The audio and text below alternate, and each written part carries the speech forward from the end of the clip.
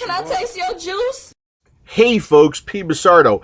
So as promised, here comes conference number 2, and let me have a little sip of coffee here. By the way, coffee tastes much better in this mug. And by the way, taste is subjective. All right. So this is the second conference, and I'm calling this one State Associations, Their Impact and Help Starting Them, okay? So we've already met Jake Butcher in the last video, Jake Butcher being the State Affairs Manager for the VTA. In this video, Jake is going to be joined by 3 other folks, and those folks being Amy Lane. Amy Lane is the president of the Indiana Smoke-Free Alliance. Also James Jarvis. James Jarvis is the president of the Ohio Vape Trade Association. And my BFF, Dimitri Agafriotis, who is the executive director of the Tennessee Smoke-Free Association and also the chairman of Sevia USA. Okay, so again, all of the same apologies apply. Really bad lighting in that room. Number 1. Number 2, I wasn't able to mic the speakers, so I had to use my shotgun mic to capture the audio, so the audio is not the best of quality, and I didn't have copies of the slides to edit into this video, so when a slide was up, I did try to give you some time on the slide and then back to the speaker, okay? So again, no commentary from me. I'm just going to let the conference roll, but I do hope you find some of the information helpful and or valuable, okay? So here we go. This is our last segment of the day, and this segment really focuses on what it takes to, create, run, and operate a successful state association. And like we said in the last presentation, I think that, not just I, but Tony and our whole board believe that independent state associations are extremely important to the long-term vitality of this industry. So people engaging at the local level, at the grassroots level, is the most important thing in terms of long-term strategy for our industry. And so the VTA wants to be a resource, wants to be an aid to help assist and develop independent state associations. But I also wanted 3 people who created and ran very successful state associations to give you some input on, what it takes to do that. And so rather than us droning on about, what the possibilities are, I thought we'd give you some living, breathing proof of how they do it on a day-in, day-out basis. And, just to give you an overview from the VTA perspective, we've done a number of things to make setting up, creating, and operating a state association much easier. So we've created draft bylaws. We'll work with your lawyers on articles of incorporation. We'll work to set up your initial board. We'll do calls with your initial members to help you get rolling. And of course, we'll assist with the nuts and bolts of lobbying. We'll also assist with the nuts and bolts of association management. You can utilize us for your calls to action, where you can get data back that your association can actually utilize over the long term. You can also use us for calls for additional membership. So, there are a number of avenues and ways that you can use the VTA to better your state association. I think everybody up here can hopefully speak to that a little bit today, but mainly I wanted you to hear from them on what's going on in their state associations, what's successful, what they've done to grow over time, because it is a step-by-step process. So with that, I'll turn it over to Demi to talk a little bit about the Tennessee Smoke-Free Association, and then we'll hear from James from Ohio and Amy from Indiana. Thank you, Jay. My name is Dimitri Agafriotis. I'm the Executive Director of the Tennessee Smoke-Free Association. We were formed back in 2014 when we saw the need for lobbying in our state as bills were approaching that could be detrimental to the industry. First thing you'll notice that the word vape is not included in my association, and that was done on purpose. It has really opened up a lot of doors for us where politicians and public health hear the word vape and they're confused. The culture of vape is something that's unknown, the public perception that they have. Also, you can vape and vaporize other substances as well too, so that kind of separated us from that. And when people hear smoke-free, they know we don't like cigarettes, and they tend to open up the doors easier for us to get in. I don't have magic powers. So this is basically our mission. We're an advocacy group and trade organization that focuses on tobacco harm reduction through the use of personal vaporizers. Because not that we don't believe in tobacco harm reduction with other products like snus or less harmful alternatives to tobacco, but who we represent in Tennessee is vape shops and vape manufacturers and modders. And this is very important to have in there, in my opinion, in any kind of association that you're going to start, because you're going to be representing these shops. So the legislators need to know the distinction of what you do versus what public health does, or what the tobacco companies do. And I'll talk a little bit later about how this has helped us, obviously, in our state and with our public health and Tennessee Department of Health there as well. So we're formed in 2014 to provide support and education regarding the alternative methods, which of course is vaporizers, e-cigs, and of course to try to help cut down the smoking rates in Tennessee. That's something that we use a lot, to let the people know, the opposition know, that we're on their side. We want to help them get people to quit smoking. And of course, we're a registered nonprofit corporation. I started the SFA in 2014, and a lot of states have asked me to help them organize in their state independent associations. So this is some of the examples of states that have formed after TSFA. And they've had a lot of success. Virginia and Georgia especially have had a lot of success in defeating bad legislation. In fact, Georgia last year had a bill very similar to Indiana here that was going to monopolize the liquid manufacturing. We're able to defeat that by taking quick action with the neighboring states. Tennessee was able to help, and of course help from various other organizations were able to defeat it. So it's been very successful, and I think a lot of the states have realized that moving to an independent model is one of the best ways to combat legislation. And another reason is because you keep the money in state. You know, it doesn't go to a federal organization. You don't know where that money is being spent. You want the people that actually fund your association for the money to work for them. So in an independent model, all your money from the shops stays in your state for, you know, various things that we're going to be showing here, what we do. So we started with 20 members. Currently we have 78 members, 78 businesses, at about 300 in Tennessee. It might not sound like a lot, but 78 members represents probably 570 jobs is what we estimated in our last meeting with the OMB. So that's a pretty powerful force. If I go in and talk to a legislator and tell them, you know, I'm an ex-smoker and I vape now, they don't care. But when I tell them that I represent 570 jobs in their state, they make me coffee. And that's the difference between having this data and these facts to be able to present when you're asking for a meeting with the legislators. Of course, we include modders, manufacturers, Rock Bottom Bottles in Memphis, Tennessee. They're one of our members that don't actually make a nicotine product, but they make bottles for the industry. And we also have a consumer membership, which I think is very important. The consumer wants to get involved and help, they just don't know how to. So we try to welcome them, not for their money so much, but to have them on a list in case we need them to show up in the Capitol. We have that consumer access. We give them a discount card, we give them a t-shirt and a hat and stickers, so we give them value for the money, but we're not doing this for the money. We want to have an active database of people that would want to help in case we need to call them there. Obviously, from a federal standpoint, we are affiliated with the Vapor Technology Association. We bought membership. We're the first, actually, association, I think, to buy membership to VTA. You were, thank you. You're welcome. And because we do need to have that federal connection when we need it.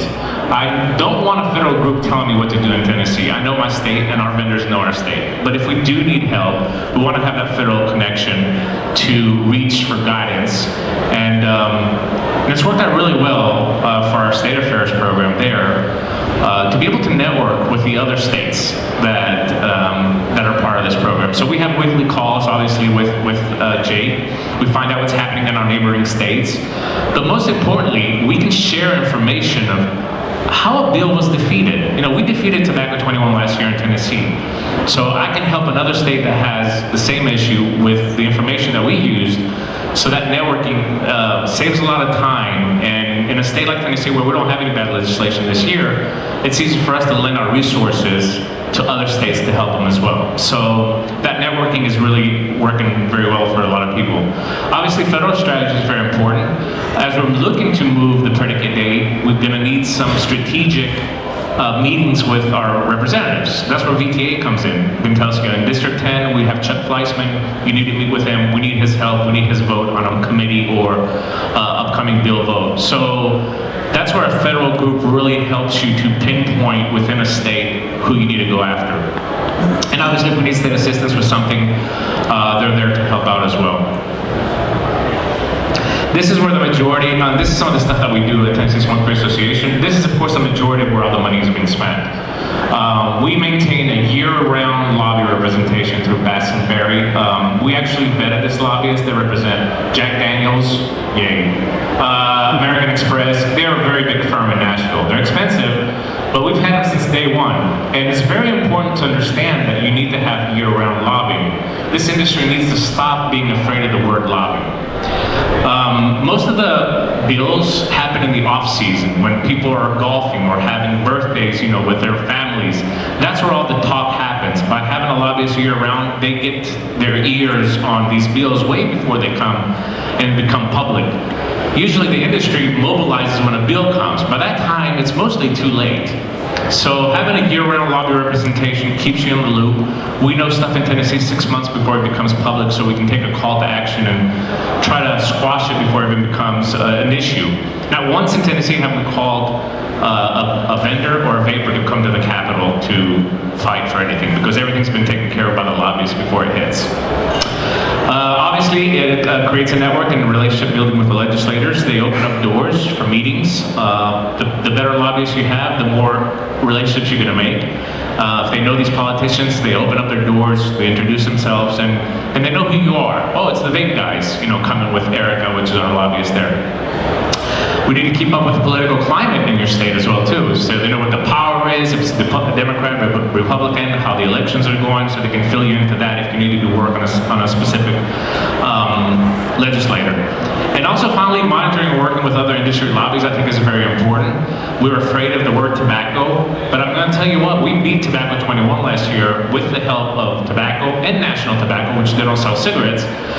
They sell vapor products and rolling papers and stuff like that. But we work together with those industries, even though we're, you know, kind of hesitant to be on the same page with tobacco.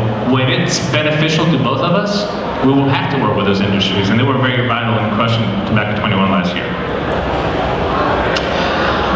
Aside from lobbying, education is key, and this is where the year-round independent state association works versus somebody that only mobilizes during the legislative session. So in Tennessee, we had an e-cig advisory that came out that was really misguided. It said that people can put date rape drugs in their e-cigs, and it was just really, really bad. So Erica Vic, which is on the far, the good-looking one in the picture, she's our lobbyist. She facilitated this meeting with a liaison, because the Tennessee Department of Health has attorneys as well too, for us to meet with him and discuss this advisory. I had Jeff Steyer come down from New York, from Public Policy and Free Market Think Tank, and in the middle of the tall guy is Dr. Robert Cranfield. He's an MD in Nashville. What's really interesting, both of these guys don't vape, but they're proponents of tobacco harm reduction. So along with me, representing my vendors in Tennessee, we had a meeting with them last Friday, and it was a very good opening conversation, letting them know that we're on the same page. You know, we want to reduce smoking deaths, so work with us, get information from us. Let's provide you some science. Stuff that they're not getting from the Attorney General or the CDC. They're getting all the misled and the flawed studies. So it's something that it's not part of lobbying, but it's extremely important to be able to, for them, as they did admit, that if an adult switches from smoking to vaping, it's better. That's a great thing. That's a great start. And hopefully they're going to continue to have this open relationship with them. Obviously, we provide these flyers. It's a two-sided flyer for the shops, because the shops are kind of limited on what they can say now, but the state association can say whatever they want. So this basically talks about what an e-cigarette is, what our mission is, and stuff like that. So it's something that the shops can keep and give to their customers without having to say a word and break the FDA rules, so to speak. Transparency is extremely important. We have these annual budget meetings where we meet up and we dissect where all the money that we have received spent. We're working with about a budget of $90,000 to $100,000 a year, so it's not a lot of money. It breaks down to about $1,200 per shop. But even with that small budget that we have, we never will be very, very successful. But it's very important for all those people that are in that room to know where their money is going. So we try to be very transparent by having these annual budget meetings, and we actually bring an accountant that handles our account to go through where all the money has been spent. This is work in our state. Again, don't wait for anybody else to do the work for you. We tried to arrange to meet with our legislators. This is from Knoxville on the left, and on the right is my representative, Chuck Fleischman, which was, he voted for the PBusardo amendment last year. He's a very big, in favor of vapor products. But we opened up this door, try to have meetings with them and talk about the industry. And it's something that the PR said earlier, that don't really focus on vaping, but focus on the business aspect. Hey, I have, Steve Nair there has 50 employees in the state of Tennessee. Of course he's going to sit down and talk to him. I mean, that's 50 votes times 5 family members is 250 votes. So it's very important, the economic aspect, and to see you there constantly trying to protect your business is a huge asset to us, more than the health aspect of vaping. Numbers.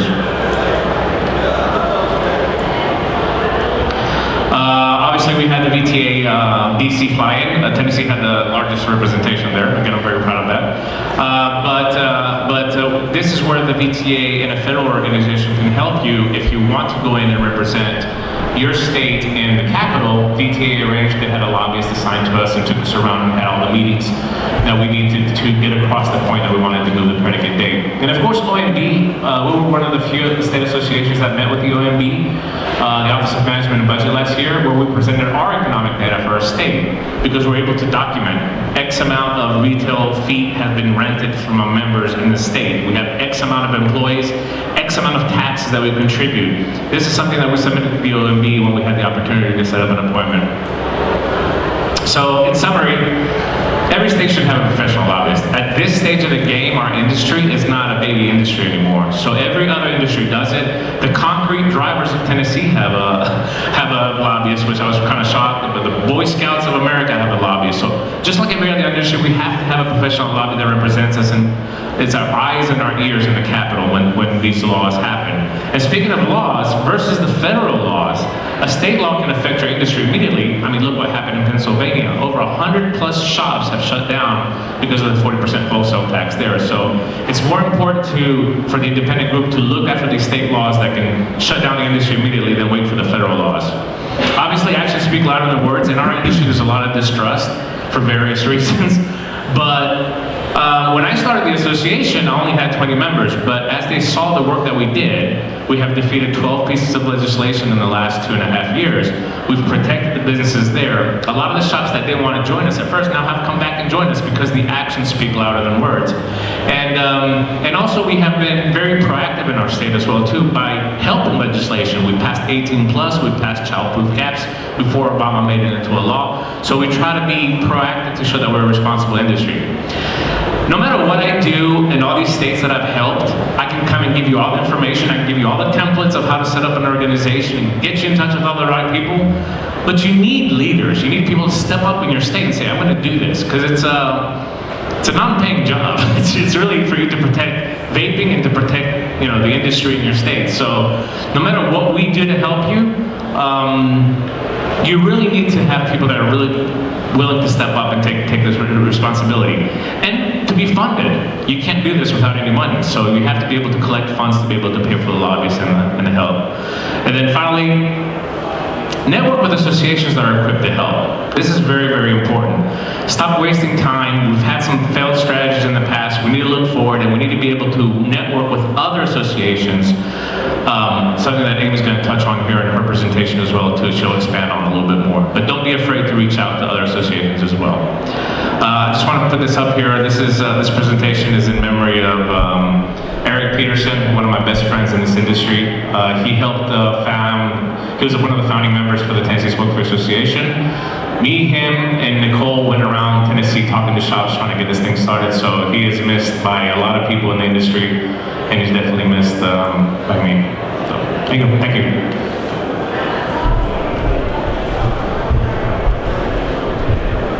Thank you.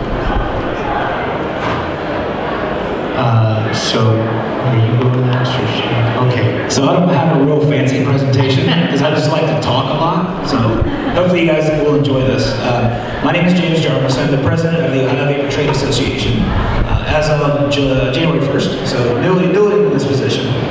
Prior to that, OHVTA has been around for about 3 years. It's been extremely successful in fighting two previous attempts by Governor Kasich to tax our industry, one at 98% wholesale, one at 49%. So we've had a very, very good success rate so far, thanks partly to the founding members of OHVTA, which would be Scott Ely, Frank Cahall, Rob Winslow, who manned that out of their own pocket for basically 2 years. I was very fortunate to have DB come last year to my event in Ohio and put myself together with Scott and Frank, and together we decided to move forward, and I was asked to join and become one of the board members.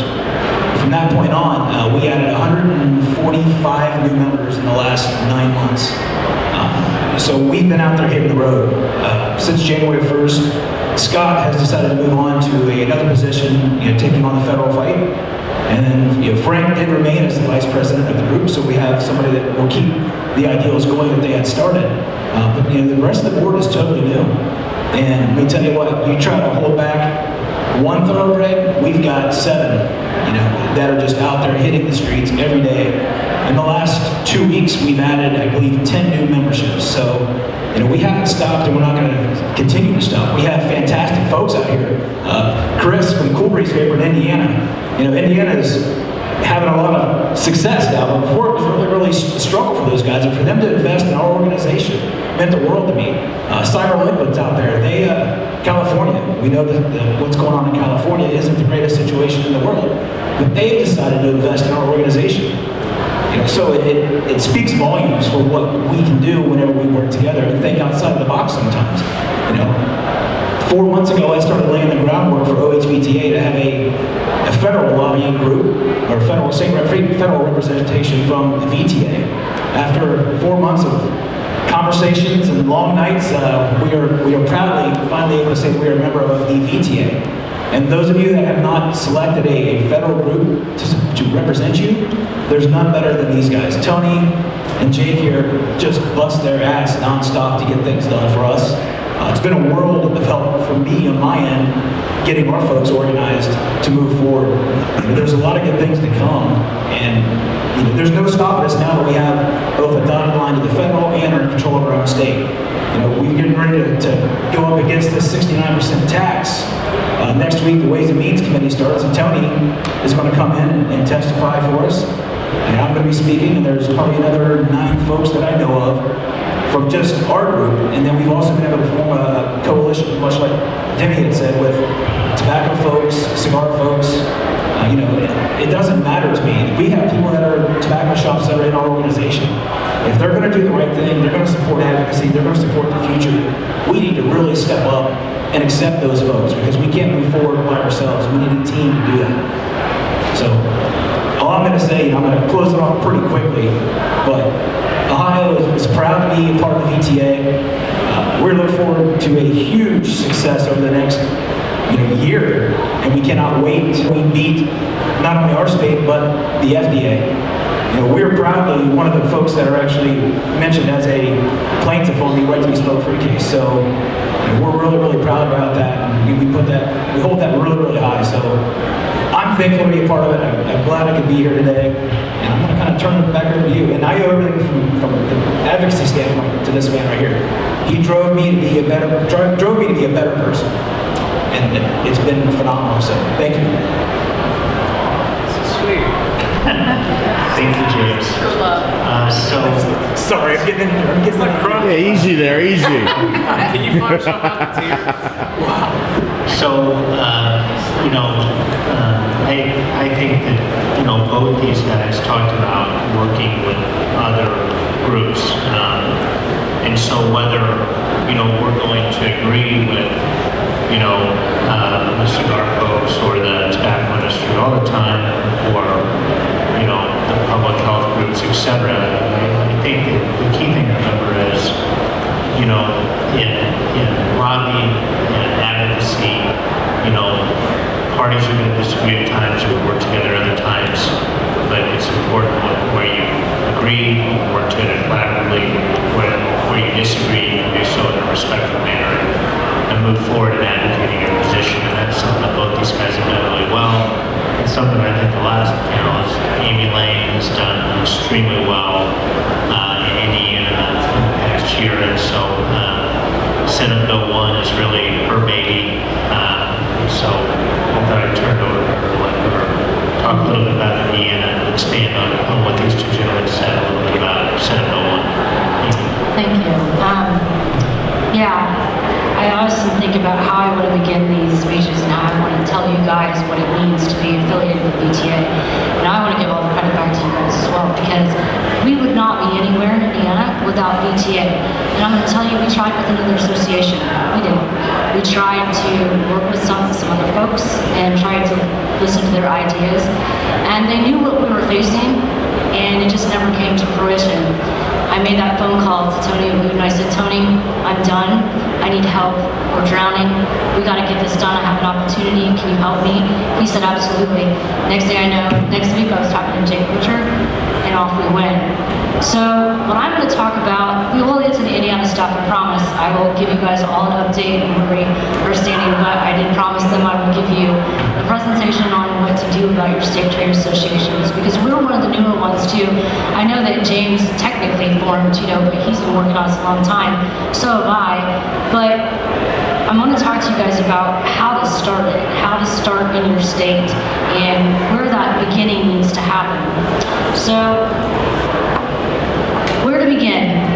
Well, first of all, we always think about where do we begin because we're all vapor businesses. So we want to talk about brick and mortars, online retailers, wholesalers, anybody that, in our space that sells it. What we did in Indiana is we didn't just stop there. I went out to everybody that sells the vapor product. I went to tobacco shops. I went to convenience stores. I went to wholesalers that sell that wholesale our products. So just because it says vapor on it doesn't mean vapor business is the only target market. You should absolutely be targeting everybody else that sells this product. My message is anybody that lays their hand on this product as a business needs to be a part of your association, period. And that includes our competition. I mean, tobacco shops, hookah, and the others. I mean, we all know who others are, right? Multi-product stores. Yeah. Mary Jane stores, right? But they still matter. They still sell the product. It still affects them. So go after every single potential member should be one of these businesses. So getting your group organized, wow, that was a struggle for us in Indiana. That is a huge struggle. I owe that to Dimitri as well, because I met this man at Vape in the Fort 2 years ago. And I thought it was going to, you knew me back then, I thought it was going to kill somebody because I couldn't get people to understand what was happening in our state. Everybody wanted to give up. And it was like, well, the e-liquid bill is going to pass. We're not going to be able to do anything about it. We got railroaded. And everybody wanted to just say, forget it, I'm done. I finally found, by his advice, find 3. I don't even care if it's 2 or 3 people that are like-minded like you and go after them. And that's what we did. We found 6. So then we started out with 20 members, and we started out with 6. 6 like-minded business owners in the vapor space that understood and what we believed in, and that's what I started with, to tell you the truth. And so I probably as a leader, what I want to do, my background is in paramedicine. So when I'm out there in the field and I have to rely on my firefighters, and I have to rely on my first responders, and then when I get to the ER and have to rely on my nurses and my doctors, we're all a team. And I have to recognize the talents of each one of my team members as a medic. And that's exactly the same way I treat the state association as well.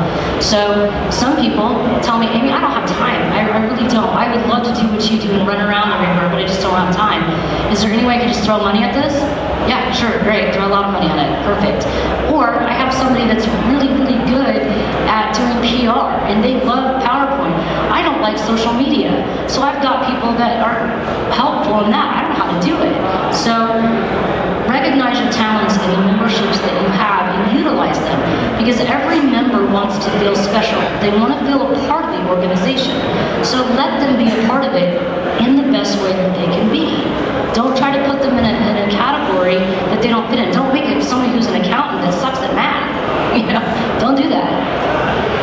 Utilize your group efficiently as well. So when you identify your folks and their talents and what they can do, start telling them, this is the committee I want you to be on, this is what I want you to be in charge of, and then they're going to feel good about that they're in charge of a little section of what you guys do. So I have a group that's in charge of the website. They do content. I don't have to do it, it's great. But utilize them and focus on what you guys' goals are. So delegation is your new word. All of you state leaders that want to step up and do it, don't feel like you have to do this by yourself. Don't do it by yourself. We had an organization that did it by themselves. It didn't work. Those kinds of strategies that somebody just wants to lead out, be famous, do not work. Delegate it out to other people. You know, there's times when I ask Jake, I delegated out to Jake, and I'm like, hey Jake, I need help on this, especially when it came to draft writing. I don't know anything about draft writing for legislation. I'm not going to pretend like I do. I found the process very interesting. I asked a lot of really silly questions, and Jake had to explain a lot of stuff to me through the process, but leave it up to the people that do it well. Delegate your responsibilities out. So the initial process of formation, how VTA can come into the picture and help you. This is super critical because I don't know about you guys, but I don't necessarily know how things are supposed to go in organizations all the time, but they do. They know exactly how to organize it. So what the situation, very particularly in Indiana, that I want people to know what happened to us was that we got very, very lucky. And in June of last year, we were approached. I was approached for a separate project with convenience stores. I'd become friends with some convenience store people that were going to join our association. So they had asked me to come and speak at a conference for them about vaping. Once I was there, I met a gentleman named Matt Norris. And Matt Norris and I had many, many conversations about how lobbying works, and we were able to come together on an idea. So then the actual engagement comes. So this is at that time they said, well, I think our interests align. Is there any way that you would be interested in your association hiring our firm? So again, I don't know about legislation, I don't know about lobbying, but Jake sure does. So I called Jake and Tony, I said, would you do me a favor, you check these guys out for me, find out if they're legit. I like their credentials, I like what they say on paper, but are they the real deal? Because they're lobbyists, they're going to be no offense, but you guys are going to sell us whatever. So they did, absolutely. And you guys went back and forth for a couple weeks, and they came back to us and said, these guys are good, these guys have the right influence, take them on. So that's the major thing that they did for us. The lobbyists might have found us, but I went to VTA to say, is this a good decision to make? In drafting legislation, the most important thing that we have done this year is Senate Bill 1. We did the impossible in Indiana. Everybody said there's no way you're going to get this law taken off the books. Technically, is it off the books yet? No. And I'm hoping not to jinx myself. But what VTA did is that we had a small group of people. We kept it very small. And multiple people from associations were involved. Casal was involved. Jeff Steyer was involved. There were a lot of people involved in crafting this legislation, but VTA really put it into perspective, and they met with our state lobbyists, and they met with the senators and said, what do you guys want? How can we craft this as something that's workable? And so that's what they'll help you do. That was incredibly critical to us. And they'll also help us with amendments and changes. I think, Jake, we just did an amendment the other day that just got heard on the House floor on Monday. And we did that in less than 24 hours. So other things they can do is provide guidelines for your state trade association. I know Jake's covered that as far as going through all the technical, here's how you set it up, here's how you do a 501c6, here's how you do all that. They help you with that, so I'm not going to go over that too much. Setting up membership dues and structures. That is individualized, in my opinion, to every state. I don't necessarily, I remember seeing a couple of models between Dimitri's group, James's group, and then Illinois and Maryland. We did not fit in some of those categories. We had to build something because we have such a really strong presence in the C-store industry. We had to make it available for the C-stores to get in, but maybe they don't necessarily want to be a voting member. Maybe they don't necessarily need it. They just need a newsletter from me once a month or once a week to let them know what's going on. Or they like to, again, feel special and feel engaged that I send them a personal letter saying that Senate Bill 1 advanced, blah, blah, blah. And so we do that. Recruiting new members and initiatives for success. That's where VTA helps us out the most, because sometimes I just hit a wall. You know, I've got so much going on, I can't think of anything new at all. Like, how do I gain new membership? So about a month ago, I called Tony and Jake, I hit that wall, and we knew that we were coming close to Senate Bill 1 and needed funding. So I got with their PR firm. So you heard Emily up here earlier today. I spoke directly with her partner, Kristen, and we came up with a marketing campaign and messaging to go out for Senate Bill 1. So that's what they can help you with too. It's not just, you know, hey, here's the organization, check out the federal stuff. They literally are my lifeline for anything that I need that I'm not good at, and I'm okay with that. This is my favorite slide. I had a picture of this one.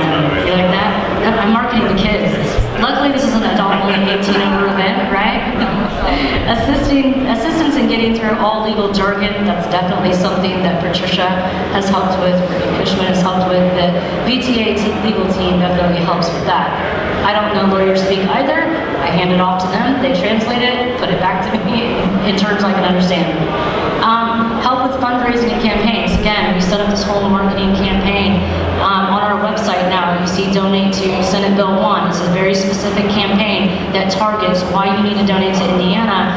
And I think that people forget about that. They forget why should we go back into Indiana? And I remember calling this man and texting this man the day after the federal appeals decision came in. And I was very happy, don't get me wrong, but I was also very disappointed in a lot of vapor shops and a lot of vapor companies, because everybody rushed to the table and said, we can come back to Indiana, I want to come in, I want to come in. If you want to come into our state, talk to us about how to do that. VTA and I are going to be putting a packet together once we know, and it'll be a transition packet on how to get back into Indiana. But until then, stop calling Indiana businesses and asking us if you can get back in. It's more frustrating because that's hours out of our day as business owners that we have to spend telling everybody not to do this. So that's what I guess frustrates me. I told Demetri I debated if I wanted to say this or not, because everybody wants back into our state and are all happy of what we've done. But again, we need funding, guys. This didn't happen because we magically made it appear. It's because we paid the professionals to do it, and everything costs money. So we're asking every company that wants to be back in Indiana, that's fine, then donate to us. Thank us. Thank VTA. Join them. Companies join them and thank them for what they did in Indiana. Not just sit back and say, thanks, hey, can I sell you my product? I mean, this costs us a lot of money and a lot of time and effort, and we want you guys to know that we appreciate you, but help us out too. And then the last, because I love this part, it's a state legislative director. His name is Jake Butcher. He's right here. Call him, use him. And I use that term, use him, because I have so many times. James has, Demetri has, we all have. Use him, that's what he's there for. Don't ever think, I think Matt Milby one time said to me, he's the president of Maryland, he says, well, I don't want to get a hold of Jake this late. I got something coming on the table for tomorrow, but he's got kids and I'm afraid to call him. I said, no. Call Jake, it's fine. He'll answer the phone call. It's that important to him. So, if you guys are thinking about forming him, use this man right here. Seriously, until he's tired. He's always tired. A little bit about what Demi said about hiring a lobbyist. It improves your chances of success. So why hire a lobbyist? Because we're business owners. We're not legislators. We don't know what to say sometimes. And Demetri's right. We can't go up there and say, oh, I quit smoking and by vaping and it works. No, they need very targeted numbers. And you also need to do some research. And your lobbyist does that research. They know those senators and those representatives way better than you do. So if they're saying, well, I need this store because they have a lot of people in there. Like Chris is back there, Chris Brown, he's one of the members of ISFA, and he's in Evansville, Indiana, and Vanetta Becker, he's formed a really good relationship with her. And he knows Vanetta, and he was able to give key information to forming Senate Bill 1 as well. So we all kind of network together, and that's why you need that lobbyist, you need that influence. I mean, I remember our lobbyist said to me, so don't hire me because you think that my business is good. Hire me because I can give you results, and because I have influence. and he's got 15 years in the State House, and his partner has 25. So it's a lot of influence. So lobbyists are the key component for your state association. I agree with Dimitri. We're past the time of saying, well, we can handle this on our own. Why? Why don't you want to get back to running your businesses? Why don't you want to get back to focusing on everyday crises that, an employee broke something, Why don't you focus on that and let your lobbyists focus on strategy? And they are actually the MVPs of your team. That's how I feel about it. Increases your chance of overall success in the organization. Because when you win something, like in Monroe County, we won a vaping ban, smoking ban down there via our lobbyist, because he knew the guy down there. So you have a lot of, hire these guys to do stuff like that. You're gonna reap your successes. And again, you can focus on running your business, and lobbyists can let you know the legislative issues ahead of time. Again, like Dimitri said, there is nothing the ISFA doesn't know. I get this all the time, oh, I heard this and I heard that. We know weeks in advance. We knew when this bill was going to come into effect. We know right now what our House sponsors are going to look like. We know how much power we're going to have moving over to the House. So it's nice. It's nice to not guess. Let me put it that way. Always remember, this is a big thing too, always remember that your lobbyists work for you. There was a couple issues that we had that I wasn't sure of. I talked to Jake and Tony about, and that's what I was reminded. You don't necessarily have to give in on, I think it was in Tobacco 21, that they were considering not having a heartburn member. And we said, whoa, no, we don't like that at all, and this is why. And then they killed them. So, this is my dream team in Indiana. This was a long time coming, that's why I nicknamed it the dream team. So, in this picture, you're gonna see, on the left, you're gonna see Brad Vaughn, and he is the Executive Legislative Director of Indiana Petroleum Marketers and Convenience Stores. Matt Norris, he's our lobbyist that represents ISFA, and right next to me. Sandy Brown, she's a member of ISFA.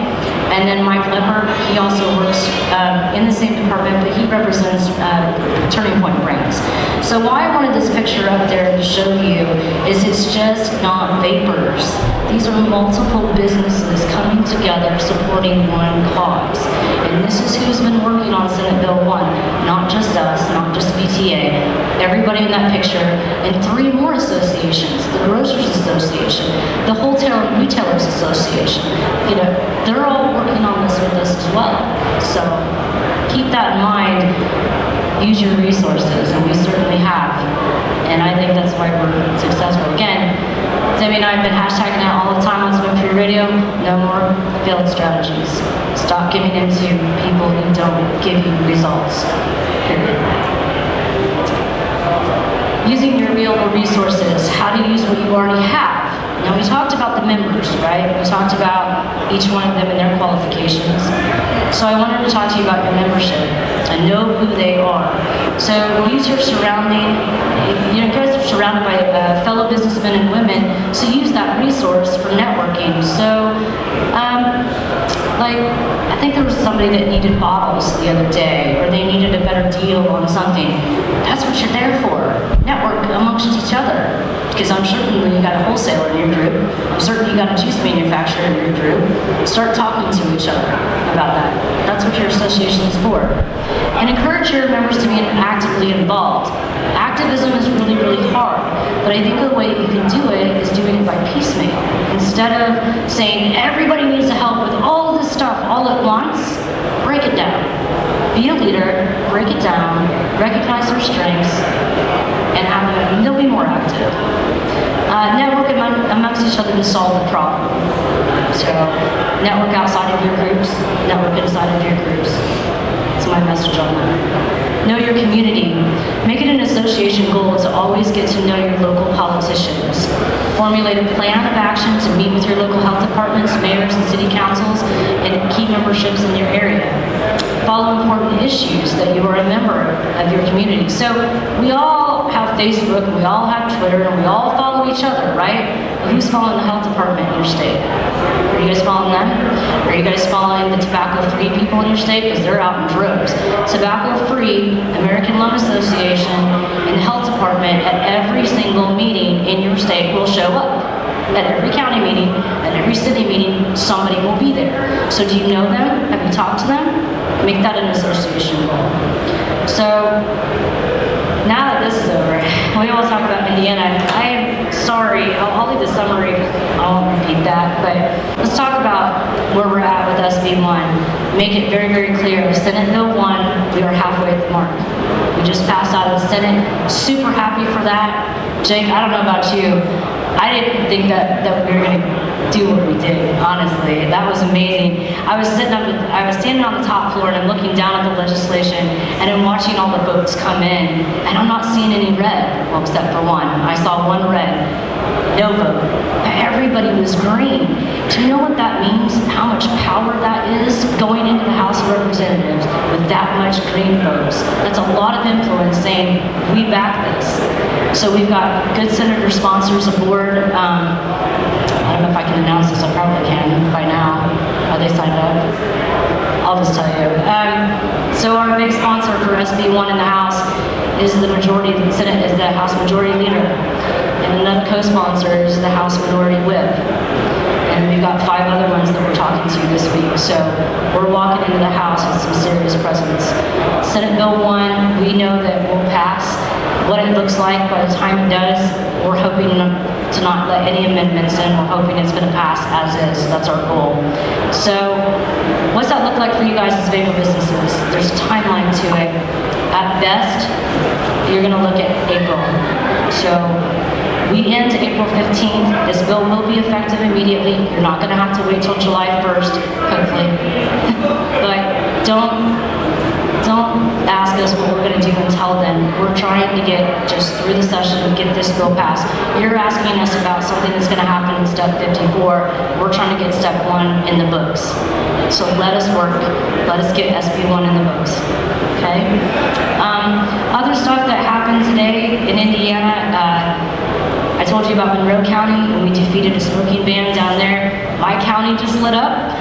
So I was a little late to this conference because I was spending time writing the commissioners and writing all the city council, talking to the newspapers, getting the PR team in place and getting everybody strategized, and then lighting up the saw as well. Because those are, we rely on them for the consumer aspect.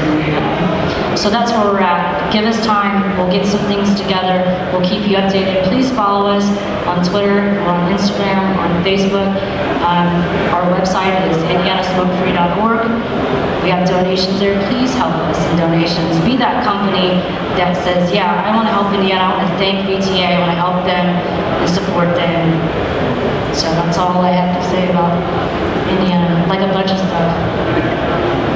I think that was a great overview by all of our panelists. And I want to thank you all for being here today and putting your trust in the VTA assist you at the state level. We really appreciate the opportunity, and I think all these partnerships have been worked really well. So, thank you again. I think now we'll open it up for any questions for any of the people on the panel. I know it's getting a little late, but any questions at this point would be welcome.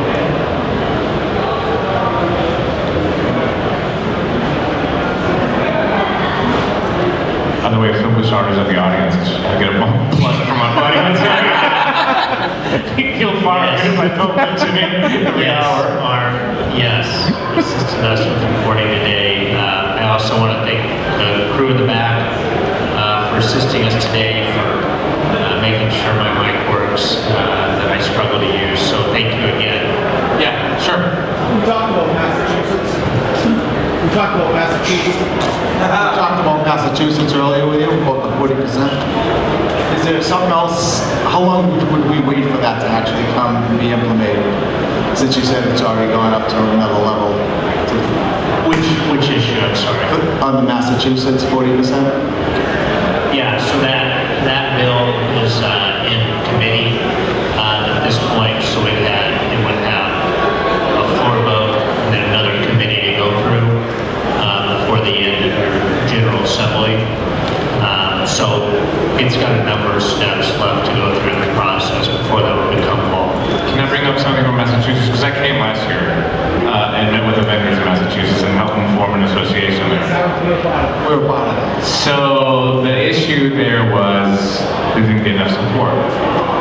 leaders to step up and say, we're going to do this, we need to get out there and gain support. You can't start an association just it's going to run by itself. Now Tennessee runs by itself, but it took 3 years to get there, right? So the issue with Massachusetts is that everybody had this desire to get started, and it started really good, and then it just, oh, we don't have a bill coming, so it just kind of dwindled off, no funding was coming, and it dissolved. Now that the bill came, everybody's up in arms again, right? So a lot of these companies that didn't support it now have come back to the association and got it started. You have something, and I told this to the guys there in the Massachusetts Smoke-Free Association, you have something really good. You have the same number that Pennsylvania has, 40. You can take a lot of data from Pennsylvania to take to your representative and say, hey, look, over 100 businesses in Pennsylvania closed with exactly the same tax. Why do you want to do that in our state? So that should be your strategy moving forward, obviously, for the businesses out there. But you have to support the state association financially to be able to have that lobby year-round to represent you and keep eyes out there to protect your business. Yeah, I believe we still have more read as far as being able to jump back in for our lobbies. During the down season, don't forget about the members of the group. Do something fun. Whenever we're not in session fighting against the tax, show the value that you guys can do, add value to the membership by hosting a get-together every other month. Do fundraisers. It doesn't matter. Stay involved, stay active, because if you don't, people are going to start dropping off like flies, and then you're going to be sitting there looking for, oh my gosh, how do we get more membership? You got to keep it fresh and keep it fun. I'm going to tell you what we do in Tennessee every February. We do a cocktail reception in Nashville for the legislators. I know it sounds like we're bribing them. Well, guess what? Yeah. I mean, we're giving them booze and food. It costs about $5,000. We rent out the banquet hall in the hotel room. We're in Nashville. They just come down. As a disclaimer, that is allowed in Tennessee. Yes. I didn't get that information from VTA, just want to clarify. But again, it's just a way of networking and getting them to meet us. We don't ask them for anything, we just introduce ourselves. This is the vaping industry, thank you for coming. Their staffers will come, they'll have a drink, get some food, and we kind of force them to know who we are. We're the vape guys. So next time that we go up to the Capitol, they know who we are. So even in the off season, what you do in the off season, all this is facilitated by our lobbyists, by the way, I just want to clarify that. So in the off season, what you do is just as important as when the session comes, because when the session comes, then you can knock on that door, they know exactly who you are. Yeah, and I want to just double back on that real quick, because I think you said something that's really important. You're talking to legislators when you talk to hour or dinner, they're outside of the Capitol, right? So, they're naturally a little more relaxed, they've usually got a little more time, they're willing to spend a little bit more time discussing your product, get to know a little better on a personal level, learn about their kids, learn about what makes them tick, what interests them, and sometimes your interests are the same, Oh yeah, we vacation there, or oh yeah, that's my favorite sports team.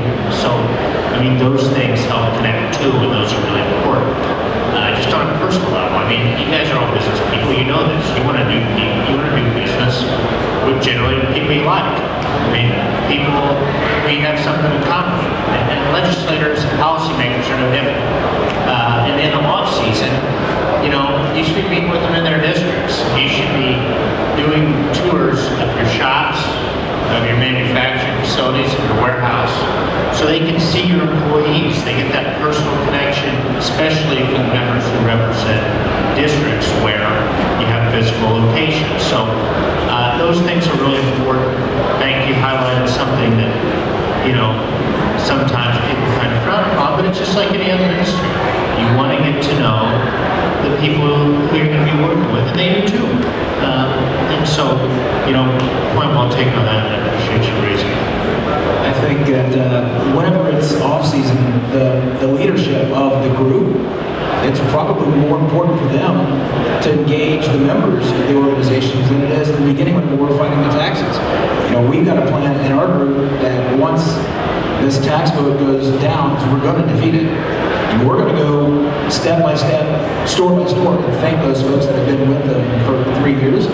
And also, appreciate them. And then we're going to reach out to some new members. Say, look, here's what we've done.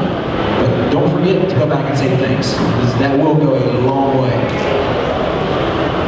Well, I think that, I know we ran a little bit over here, but really appreciate everybody being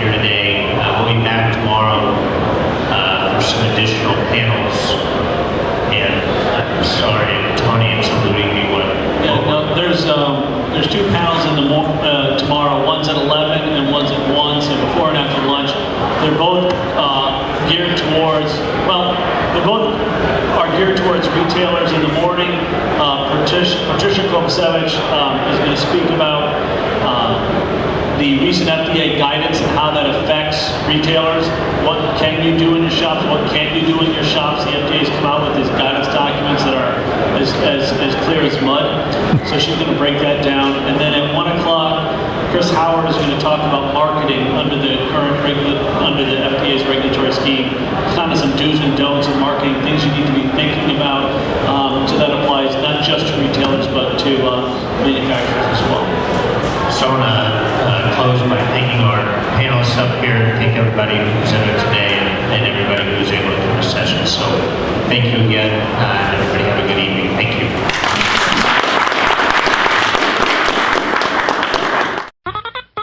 Can I taste your juice?